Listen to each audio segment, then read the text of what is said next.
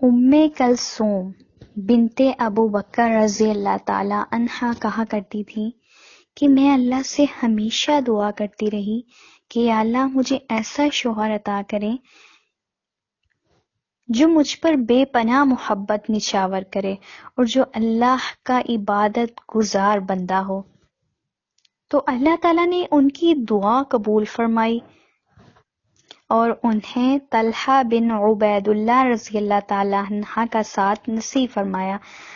اب اس واقعے میں آپ سب کے لیے کیا نصیحت ہے کہ انہوں نے ایک ایسے شوہر کی دعا کی اللہ تعالیٰ سے۔ ہم سب کے دل میں خیال آئے گا کہ کیوں نہ ہم بھی ام کلثوم رضی اللہ تعالیٰ عنہ کی طرح اللہ سے سوال کریں اچھے شوہر کے لیے۔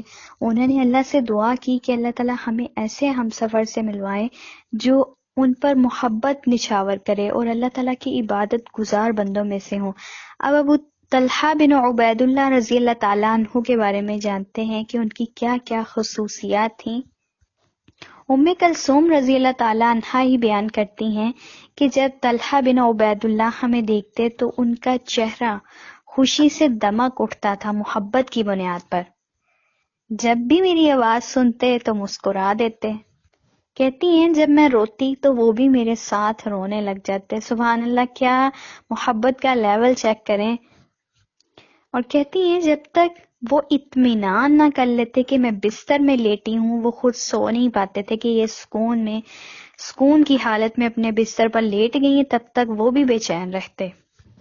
انہوں نے کوئی ایسی نماز نہیں چھوڑی جس میں انہوں نے میرے لیے سب سے پہلے دعا نہ کی ہو اللہ سے، اور پھر اپنے لیے کرتے۔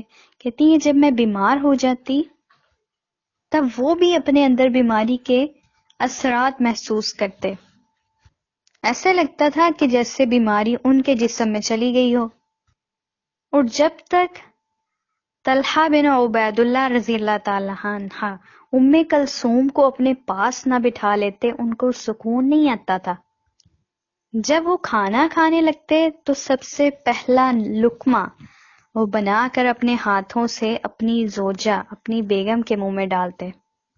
کہتی ہیں کہ میں ان کی عزت اور فخر کا ذریعہ تھی، چاہے وہ تنہائی میں ہوں یا محفل میں ہوں۔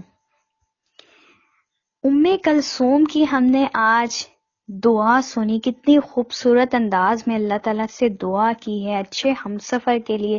تو کیوں نہ ہم بھی اسی طرح اللہ تعالیٰ سے دعا کریں اچھے ساتھی کے لیے، جیسے کہ اللہ کے نبی نے بھی ہمیں سکھائی ہے، اللہم یسر لی جلیسا صالحا، اے اللہ ہمیں نیک ساتھی عطا کیجیے۔ اور پھر ام کلثوم کی طرح ہی اللہ رب العالمین سے کہیں نا، یا اللہ ہمیں ایسے ہم سفر سے ملوائیے جو ہم پر اپنی محبت نچھا